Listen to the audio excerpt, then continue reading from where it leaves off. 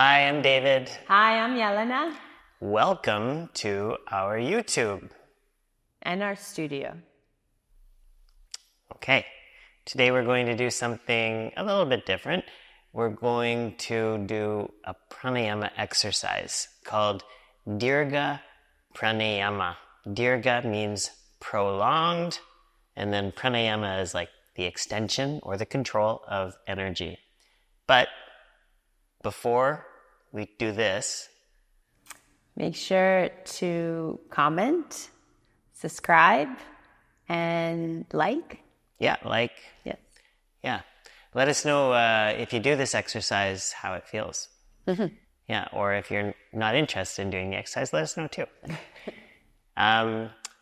So pranayama, one of the 8 limbs of Ashtanga yoga, and we have these kind of, formal practices and informal practices. When we're doing seated pranayama like this is the formal practice of pranayama. And this pranayama is not really part of the Ashtanga curriculum. Mm-hmm, that's a good word, yeah. Yeah, okay. Because we don't do kumbhaka, the retention, which is part of the 8 pranayamas that you learn or used to learn later on in the Ashtanga series. We'll talk about that some other time.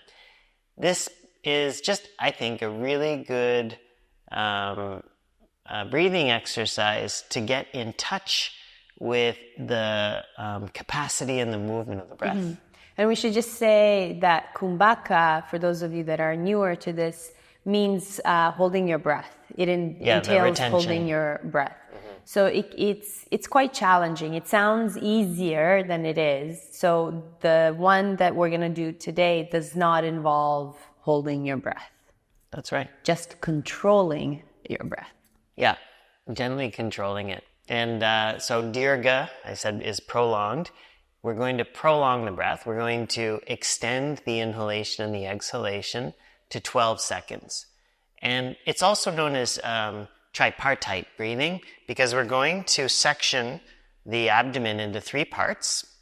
And we're going to breathe into the lower belly for 4 seconds, and then around the diaphragm and the bottom ribs, solar plexus area for 4 seconds, and then the shoulders and the chest and the upper back for 4 seconds.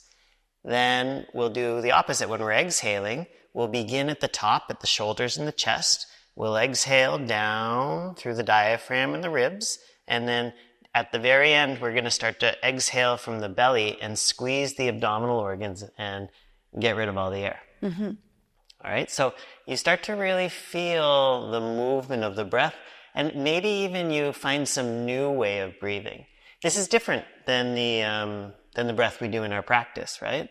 Yeah, visualizing even. Sometimes at the start of it, it might feel weird that you're kind of like separating the breath. So visualizing that you're staying in a particular body part, as David's calling it out, helps with understanding that movement. And then over time, you actually do begin to feel the way different body parts are involved in your inhale and your exhale. Yeah. See, I think for Ashtangis, I'm assuming a bunch of you are Ashtangis, the difference here is we're going to use our belly, our lower belly more. We're used to this empowered thoracic breath where we let the chest and the shoulders move with the breath.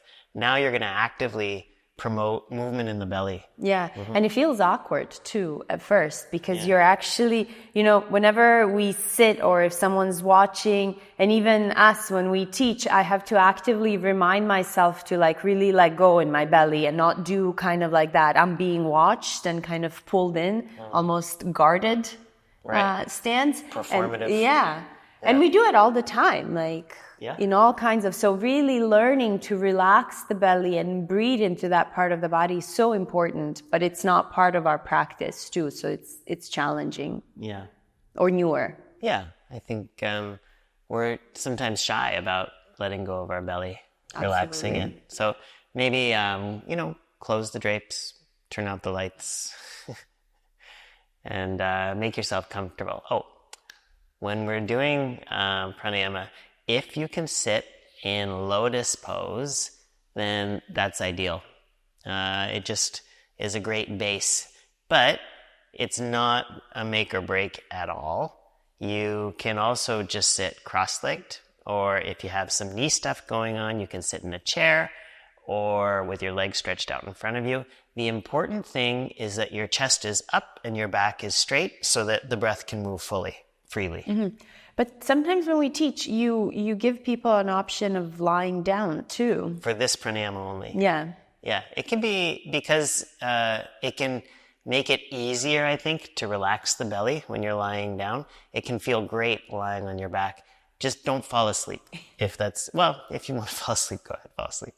But lying down is great for releasing, but I think you can release too much, and then you stop paying attention. I found it useful when I did it a few times. So maybe do it once with us sitting, and then tomorrow do this same thing, but try lying down, because you feel the movement of your body against the floor, and the floor seems quite objective, and it's interesting to watch that movement, like to feel different, the way your back interacts with the floor. Yeah, I know what you mean. Mm-hmm.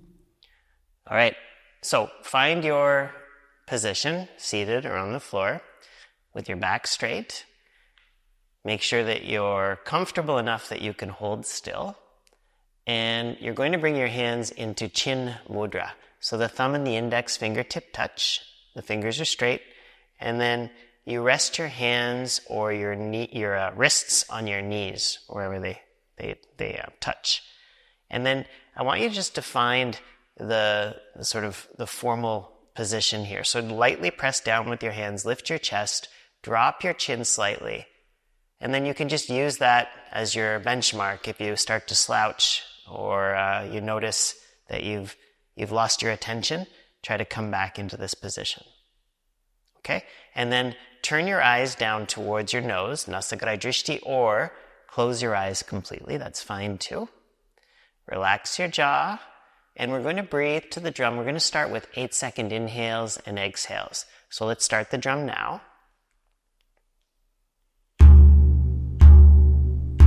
Okay, sitting up nice and tall, getting ready.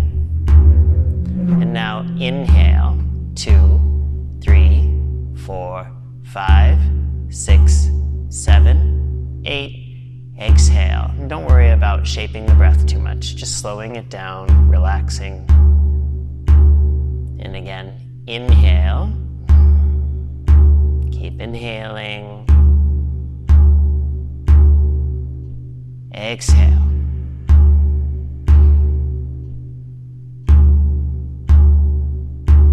One more. Inhale.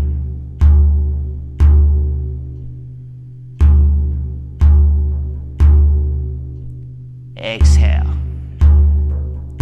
And we're going to start Dirgha Pranayama. So we're going to extend the breath to 12 seconds. So inhale into the belly. And now keep inhaling into the diaphragm, into the rib cage. And then keep inhaling, trying to draw the inhalation into the chest. And exhale from the chest.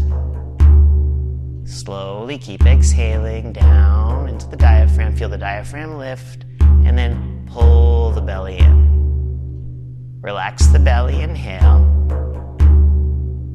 You can feel the breath slowly lift. Keep inhaling, feel the chest and the shoulders expand. And then exhale, chest and shoulders. Feel the ribs start to pull together.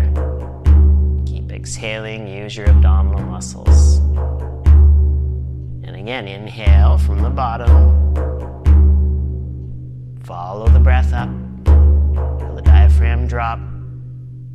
Feel the chest start to expand and open. And then exhale, shoulders and chest. Rib cage, diaphragm. And then into the lower belly, squeeze. Relax the belly, inhale. Follow the breath into the ribs. Follow the breath up into the shoulders and the chest. Exhale, shoulders and chest. Exhale, ribs and diaphragm. Exhale into the lower belly. Inhale. soft belly. Let the diaphragm drop. Let the chest expand. Exhale from the chest. Follow the breath down. Keep going down. Squeeze the belly to the pelvic floor. And then inhale, soft belly. Diaphragm drops. Let the chest open. Exhale, chest. Ribs and diaphragm. Lower belly. Inhale. Try to feel this in your back as well, around the waist, around the back ribs, around the upper back, tops of the shoulders. And exhale from the shoulders, from the ribs, following it down your back, all the way down into your waist. Inhale, the belly, from the lower back, from the diaphragm, from the back ribs. Keep inhaling into the chest, into the shoulders, the upper back. Exhale, upper back. Down through the ribs and the diaphragm. Let the diaphragm lift, draw the belly in, squeeze the breath. Inhale. Keep inhaling. Keep inhaling. Follow the breath up.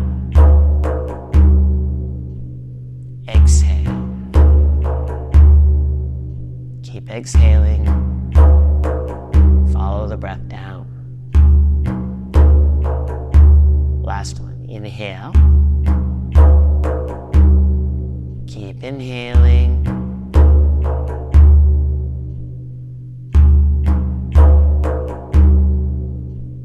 Exhale. Keep exhaling.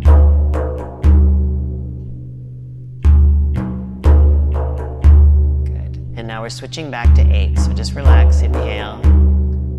Still inhaling. And then start your exhale. Almost feels shallow now. Just 2 more breaths like that. Inhale. 2, 3, 4, 5, 6, 7, 8. Exhale.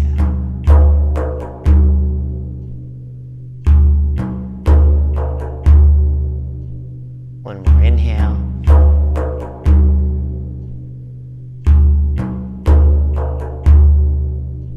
And exhale. 5, 6, 7, 8. Good. And then you can release.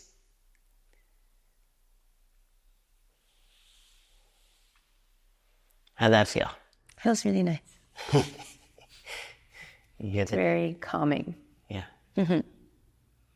One of the questions that comes up, so I'll ask it. Do you want to make any noise with your breath, like the way we do it when we practice? That ujjayi sound.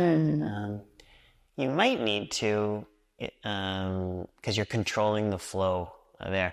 So yeah, it's not that you're trying to go to the limits of your capacity. Yeah. Yeah. And also you don't want to control too much because you want to stay relaxed while you're doing it. So sometimes it's good if you have like a sort of a little bit of a restriction in your throat so that you're prolonging the breath, but you're not like filling up. Because if you're really focusing on filling, it creates tension. Yeah, it's panicky. You start to feel like, and it's so important to remember that it's not about the full capacity, but kind of, you're holding back actually all the time, not to exhale all the air out and not to inhale as much as you can. Yeah, I find I can get rid of the air easier. It requires less, it's easier for me to just use my abdominal muscles at the very end to squeeze a little bit. But filling up, it's almost like if I work too hard, I can't fill up. So then I just try to relax and let the air come in. Mm-hmm. Yeah. So there's like a slight kind of draft-like sound. Yeah. Let me know how you found it. If this is new to you and you tried it, what do you think? Would you like to see more pranayama exercises? Let us know. Okay, thanks for joining. See you soon. Bye.